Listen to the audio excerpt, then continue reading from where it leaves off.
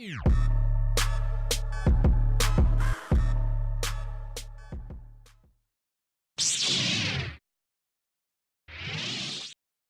what's up and welcome. I'm the one and only West Coast King, and welcome back to Major League 90, where we are talking Major League Soccer 2017 Playoff Edition Part 2.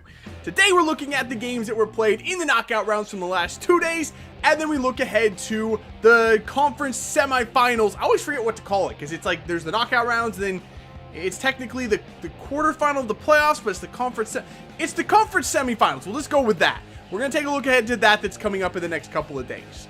So let's go in the order that the games were played, starting off with the game in Chicago, where all of like 20 people showed up. That was some embarrassing turnout for Chicago. I picked Chicago to win that game because, and I quote myself here, A, their attacking prowess didn't show up, and B, did I say one or two? I can't remember if I went one or two or B. B, they had home field advantage. They didn't have home field advantage because there was no fans in the stands. It was absolutely empty in that park. That is a travesty. That's absolutely embarrassing. I'm more pissed off about that than I am that I got that pick so freaking wrong. New York Red Bulls came out and attacked like they'd been there before, which they have, and like they knew exactly what they needed to do and knew what they wanted to do, and they just went out and imposed their will on the game from the very, very beginning. They were 2-0 up inside of 10 minutes. New York straight went for the knockout and got it. I mean, Chicago were just never in that game. New York went on to win that thing 4-0 easily, and they will be moving on to take on Toronto. In the other game that was played on Wednesday, we had Vancouver against San Jose, and I thought this was going to be a close game as well. And I even, despite all of the evidence to the contrary, I thought that maybe San Jose could pull this one out. That minus 21 goal difference going in really reared its ugly head in this one, didn't it? I mean, Vancouver scored, and then they scored again, and again, and again, and again, and won the game 5-0. I mean, San Jose just, they were San Jose. I mean, that was the team that had the minus 21 goal difference. That was not the team that won 2 out of 3 to make it to the playoffs. That was the other San Jose that we'd seen the rest of the year. And wow, that was ugly. That was very, very ugly for San Jose. And Vancouver moves on now to take on Seattle in a Cascadia clash in the next round. That's going to be a good one, and we'll get to that. We'll preview that a little bit later, but let's just say for now, I'm pretty happy with that. So if you were counting, that was a total of 9 goals scored by 2 teams in 2 games on Wednesday. Rolling over to Thursday now, there was 1 goal scored. It was one of those types of days for these playoff teams. To be fair though, the first game that was played, Atlanta hosting Columbus, that was probably the most exciting 0-0 draw going into penalties that I'd ever seen. I mean, pretty much for 120 minutes, they played a high stakes game of crossbar challenge. I mean, they hit every inch of the post and the crossbar they could possibly hit, and somehow neither team scored a goal. I really, really don't know how neither team scored a goal. Martinez had a golden chance in the second half for Atlanta. I mean, Brad Guzan pulled the classic Brad Guzan at one point. I mean, Guzan was good all night long, but he had the one classic Guzan moment where a ball comes in over the top. He doesn't know what the hell to do. He doesn't know to go, stay back. He eventually decides to go for it, gets nowhere near the ball, and thankfully Parkhurst was there on the line to clear it, or Columbus would have won that game in regulation.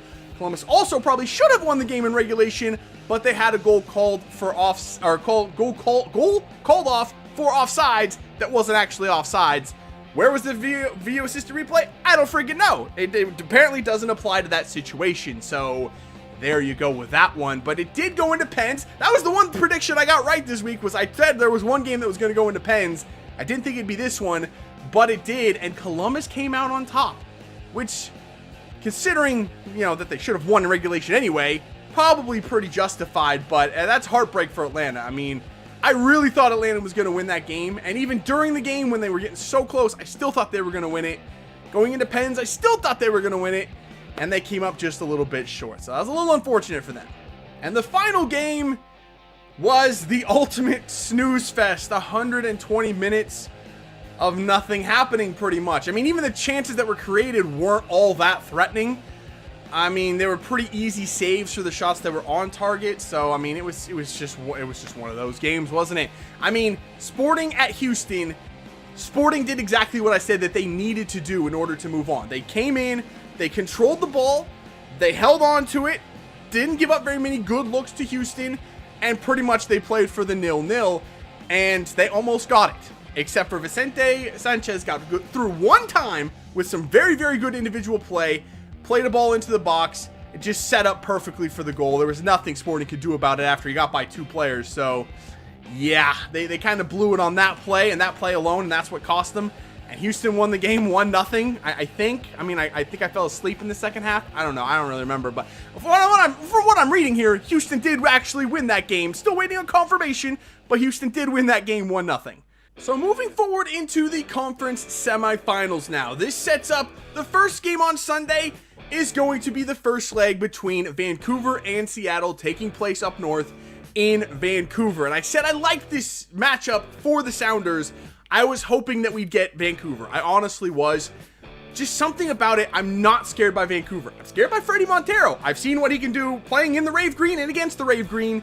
He's very, very good. And he was good again on Wednesday for them. But I just feel confident going into that matchup with Vancouver. I feel like Seattle will win this matchup. And I hesitate to do any predictions because I got 1 out of 4 right in the knockout rounds. Houston was the only one I actually got right. And that game played out exactly like I thought it would, minus the scoreline. Sporting did what I said they needed to do, but Houston still won. But I guess I could go ahead and predict this thing. I say that in this first leg, it's probably going to be very, very low scoring if there's a goal at all. Maybe a 1-1 is as high as I think it's going to go. I think Seattle's going to play for the counterattack in this first leg and try to get back home, hopefully with an away goal, but at least keeping the scoreline very, very close, and then go for it back at CenturyLink Field in leg 2. And I do think the Sounders end up taking this matchup.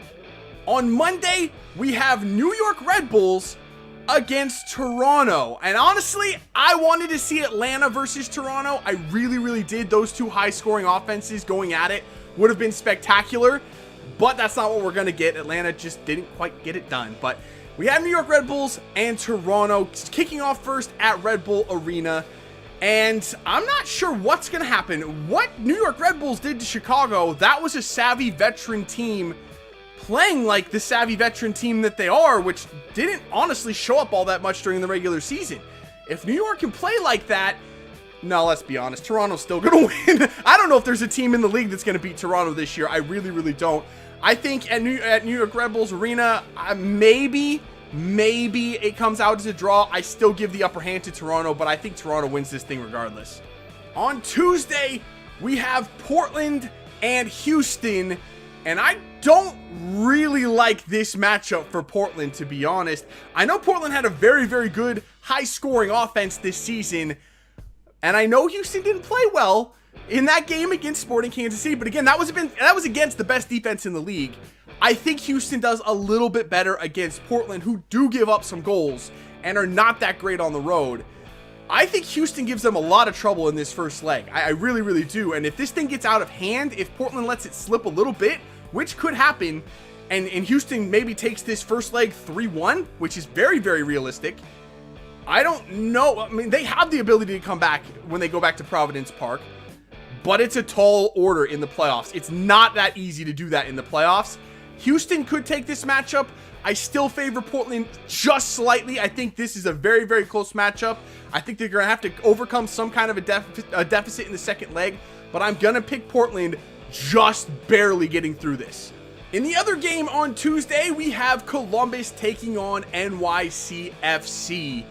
This is an interesting one. I'm not really sure which way to go on this. I really, really don't. I underestimated Columbus, I'll be honest. I underestimated them a little bit in that knockout round against Atlanta. They played supremely well, especially the goalkeeper, Stefan, had amazing save after amazing save. Yes, he really, really needs to kiss the crossbar after a couple of them because it was very close, but he was incredible. That team was very, very good, very defensive. Well, I want to say defensively sound. There was a lot of shots and he had to make a lot of saves, but they got through it. They go in, well, they go back home now to take on NYCFC. I don't know. Honestly, this is the one. Let me know what you guys think in the comments below on this one. I don't know which one to pick.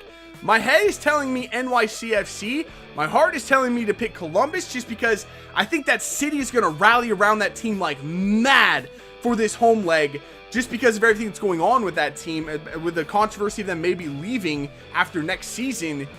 I don't know. I think it's going to be a wild first leg. Maybe they pull off an incredible scoreline and maybe win this thing big and have a huge lead going back to New York. I don't know. Honestly, I don't know what to expect from this one. I'll take a shot in the dark and say NYCFC does pull it out, but I mean, I could be completely way off here. I mean, Columbus could come in and dominate. I have no idea.